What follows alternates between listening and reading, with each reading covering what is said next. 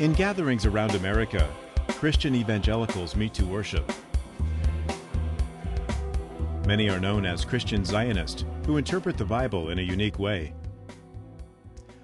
Christian Zionism, or as it's also called, dispensationalism, believes that the Jewish people from throughout the world must all return to the Holy Land.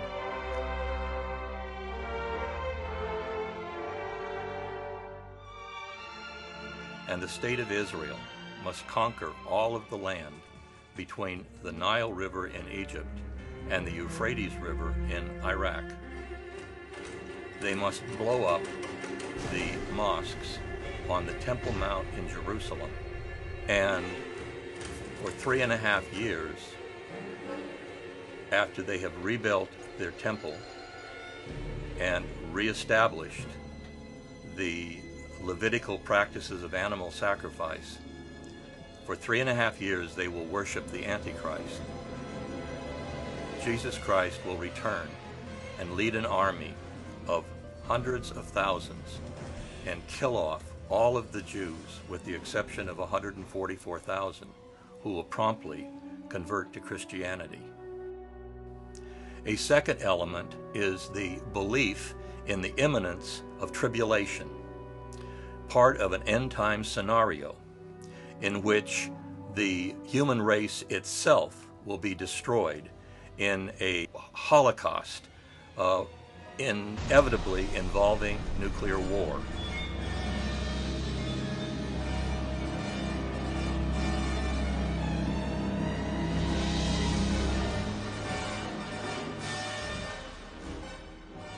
The third element in Christian Zionism is the notion of the rapture, the idea that before tribulation is in full swing, Jesus will return, not for the final time, but for a second time. He returns 3 times, according to the doctrine of the rapture.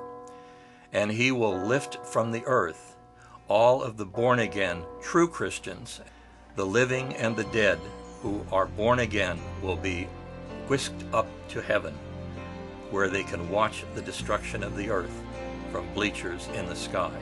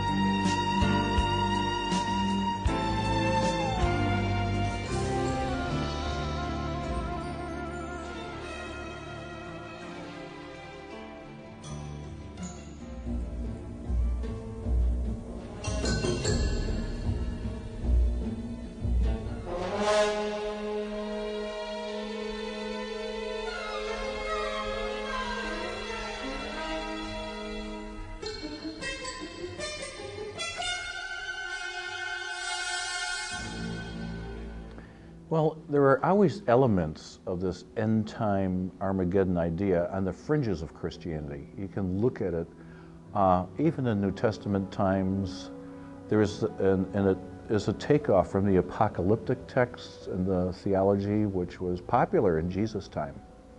But it never was central, and Jesus, we know, downplayed it, as did Paul and others. But it remained an element of people wanting to know how the last days are going to be resolved. Often it would pop up at a millennial year. So you can go back in church history. I've done a little bit of this.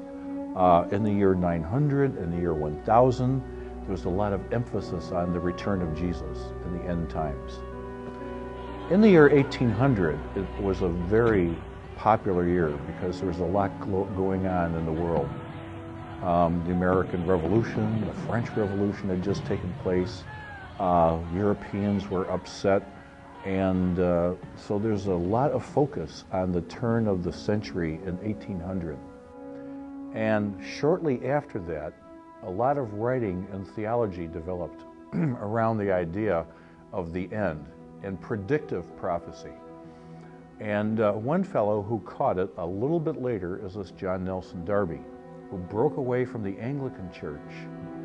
And he was in a Bible study meeting, and a woman was caught up with the Spirit, and she began to speak about the books of Daniel and Revelation as prophesying the end and claiming, I've had a word from the Lord that we are in the last days and Jesus is about to return. This had a huge impact on a few people who were in that room who saw her as a prophet. And they began to form some prophecy conferences. A former parliamentarian was there and sponsored them at his estate. Darby got involved in this, John Nelson Darby, this breakaway Anglican, and he began to do Bible study, and he systematized that movement in a series of writings. And he was very bright. He was a Greek scholar. He knew the New Testament and studied it in Greek. He knew Hebrew. But what he did was he actually tried to create a logical connection between what he saw as Jesus taking people literally into the clouds from 1 Thessalonians 4, so he invented the doctrine of the rapture. Some claim he got it from others, but what we know, he invented that. In the post-Civil War era, the Second Great Awakening, many evangelicals were converted to this teaching by Darby, who made 6 missionary journeys and became very popular in those Bible and Prophecy conference movements after the Civil War era. John Nelson Darby in the 1830s was an Irishman who had an epiphany that he alone could decipher the meaning of the Bible. He was a literalist and he was a cherry picker, and he was able to create this hair-raising horror story involving tribulation and the punishment of mankind and Jesus as a warrior as a result of his epiphany. And he believed, as did all of the dispensationalists after him, that he alone understood the Bible, and that every other human being and all of the Christians were not only in error in terms of their understanding of the Bible, but they were also under the influence of satanic forces. So what is meant by the term dispensationalism? The essence of dispensationalism, as one might expect coming from gentlemen who hated the rest of the world and were self-appointed guardians of the truth, the basis of dispensationalism is the notion of original sin. And a dispensation is one of a series of 7 events with the same pattern, namely that God dictated to the Jewish people a certain course of action, knowing that they would violate and fail so that he could punish them. Most of these exist in Genesis. They should be familiar with everyone. Eve eating the forbidden fruit, the Jewish people and mankind being wiped out through Noah's flood, the various exiles of the Jewish people because of their sinfulness. Finally, and most important, was the rejection by the Jews of the Messiah, Jesus Christ. In each case, the Jewish people were given an assignment or a dispensation. They violated it, and they were punished. The 7th dispensation, and the final one, requires the Jews to return to Israel so that they can be exterminated, except for the 144,000 that will immediately convert to Christianity. And then he created this 2 covenant idea, that there are 2 covenants in the Bible. The covenant with the Jewish people from Genesis 12 and in other places is eternal. It's never broken. The covenant with the church comes later, after the resurrection, and ends, according to Darby, with the rapture, where the true born-again Christians are removed from history. Later in the century, Edward Irving popularized the notion of the rapture. And finally, a gentleman named Cyrus Ingersoll Schofield codified the dispensationalist ideology into a Bible called the Schofield Bible, in which he was able to use headlines, cross-references, and footnotes to inject his own interpretation of the Bible into a seamless web that is now used by dispensationalists as the inspiration for their ideology. And then Schofield created, C.I. Schofield created this outline which was laid over the biblical text with commentary and divided the Bible up. And this became the greatest advocacy piece, the Schofield Bible, which fundamentalists and evangelical Christians read, and that's what I grew up with. So I grew up thinking, well, this is what the Bible teaches. From the 19th century up to the latter half of the 20th century, dispensationalism continued to be a marginal doctrine among Christians. However, the partition of the Holy Land in 1948 and the subsequent establishment of the State of Israel seemed to be a validation of biblical prophecies. Then in 1967, facing the threat of destruction by Egypt, Syria, and other Arab states, Israel launched a preemptive attack which culminated in the Jewish conquest of Jerusalem and the West Bank. And this gave credence to the notion that biblical end times were imminent. It began in 1967 with the successful conquest of the State of Israel at the expense of its Arab neighbors of a territory that actually tripled the size of the State of Israel.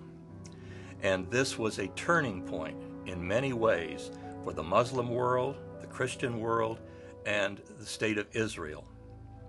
It gave the Israeli military the kind of prestige that made it possible for the United States and the leadership at that time to realize that Israel was a good place to invest its military dollars as a gendarme for the Middle East.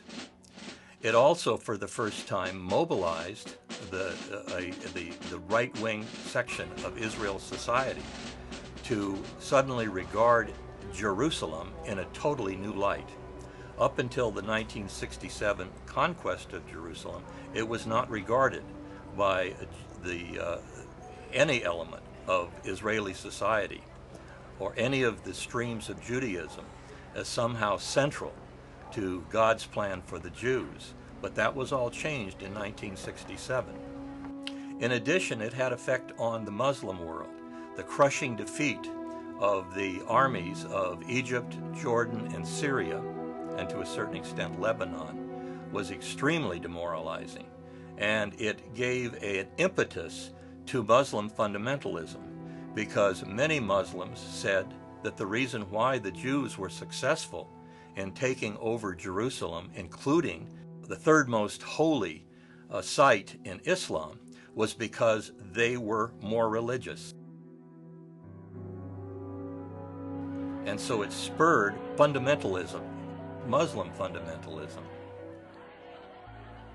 In addition, it was the major motivation for the development of Christian Zionism, which up until this time had been a fringe movement within even evangelical Christianity.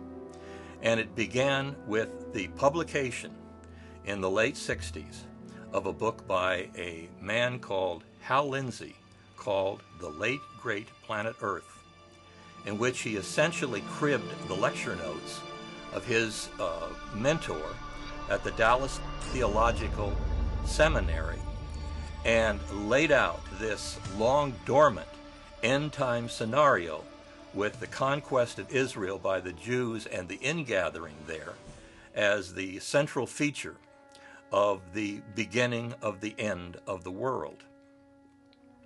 The success of his book and the introduction of television and mass radio and the media that became dominated in many areas by Christian broadcasters and the enormous amount of money generated, and eventually the alliance with the Zionist lobby in the United States gave the impetus to the enormous expansion of this formerly fringe ideology.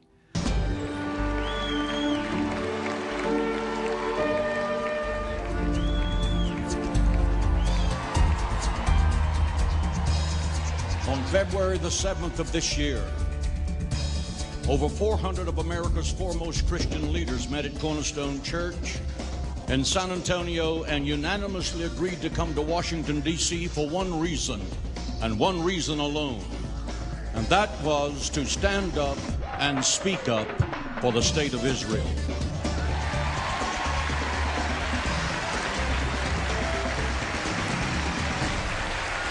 What an incredible gathering of individuals here. This is fantastic. I can't resist to say it. I will be silent no more.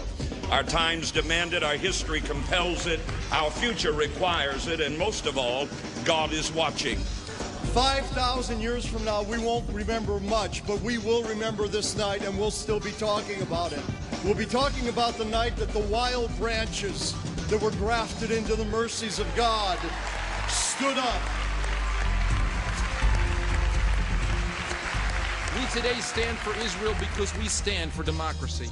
We will defend ourselves. We will defend our values. We will defend our democracies. And we will defend the Spirit of God, which unites us. Hagee is the self-appointed leader of an organization called Christians United for Israel, which is the most prominent Christian Zionist organization in the United States. John Hagee and the Christians United for Israel has an enormous amount of political clout, as we so see. Joseph Lieberman likened John Hagee to Moses. At the recent Christians United for Israel, or CUFI, conference in Washington, D.C., a panoply of Republican and Democratic politicians praised the work of Hagee and CUFI, and even George Bush presented his approval through a live telecast.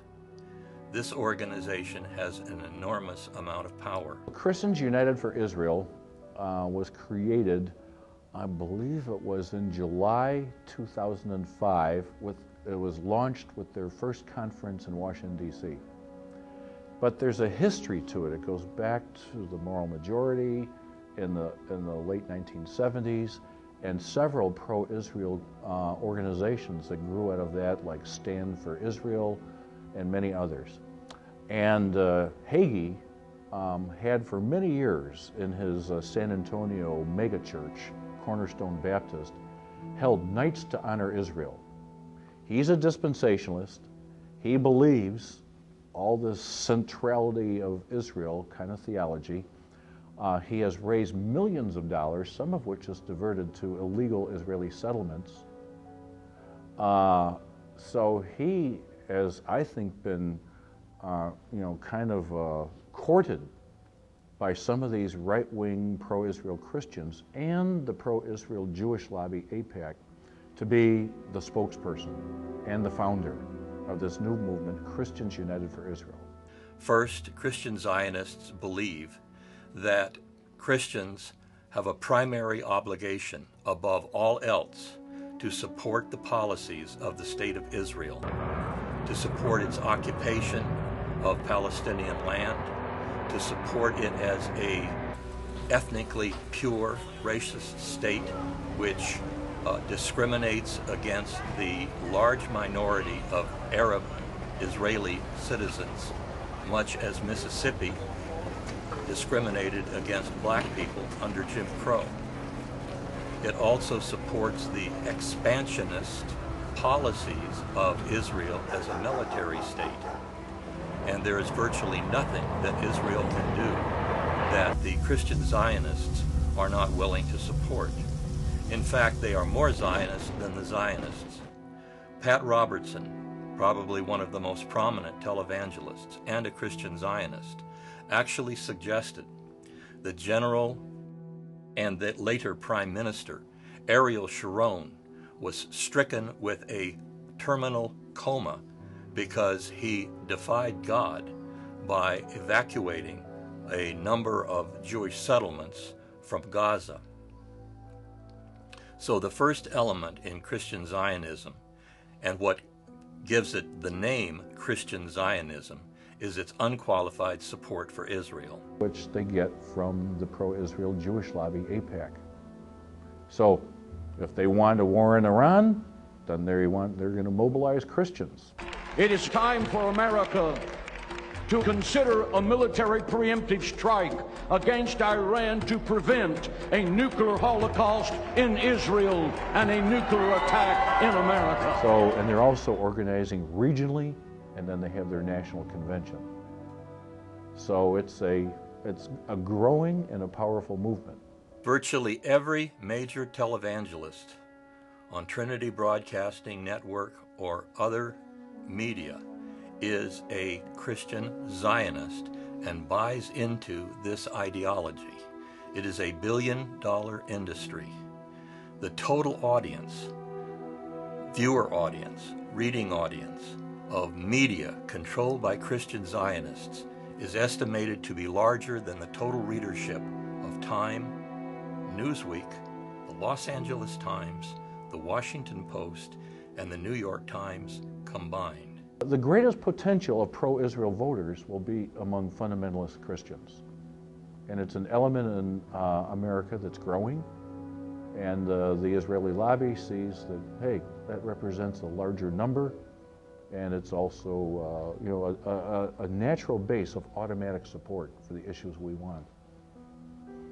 Now, ironically, despite the large number of people who believe in the rapture, some 39% of Americans, for instance, believe that when the Bible refers to the end of the earth occurring through fire, this means nuclear war.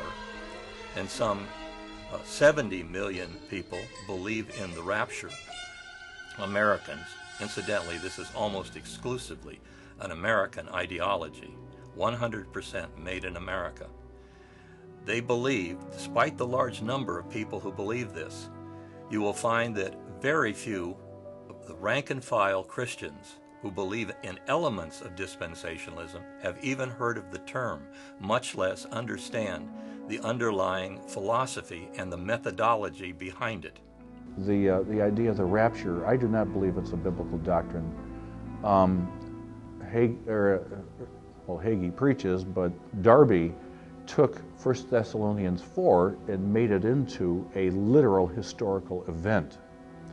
So where it talks about Jesus coming into the clouds and the believers, I believe that is symbolic language, not an actual historical event. But when you look at where it takes you, it forces Jesus into a double second coming. Jesus has to come in the clouds to remove the church, then Jesus has to come back again. That's not biblical. Christian fundamentalists believe that the Bible and its prophecies are in fact a playbook for the present. In other words, the prophets of the Bible, Ezekiel, Jeremiah, and Isaiah, were not simply social critics at the time, warning the Israelites of their evil ways in order to attempt to correct them, as all traditional Bible scholars see it, but that somehow those prophecies fell into a 2,000-year-old time warp, and were simply waiting for Pat Robertson and John Hagee and Jerry Falwell to come onto the scene and apply those prophecies to current day events and the eventual and imminent end of the world. So they are a force, and for me as an evangelical and for many of us, they do not represent the gospel. It's a distortion, and it really undermines, I think, a just peace in the Holy Land and they have no concern, not an ounce of compassion for Palestinian Christians who are really suffering, losing land, and being driven out.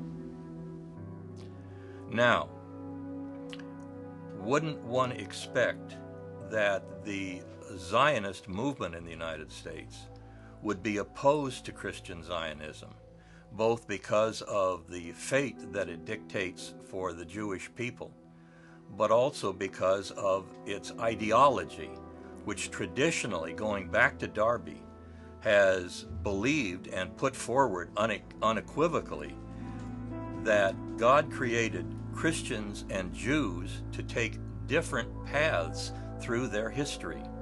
The Jews were to take an earthly path, and the Christians were to take a heavenly path. And Jews were never to be allowed to go to heaven unless they converted to Christianity.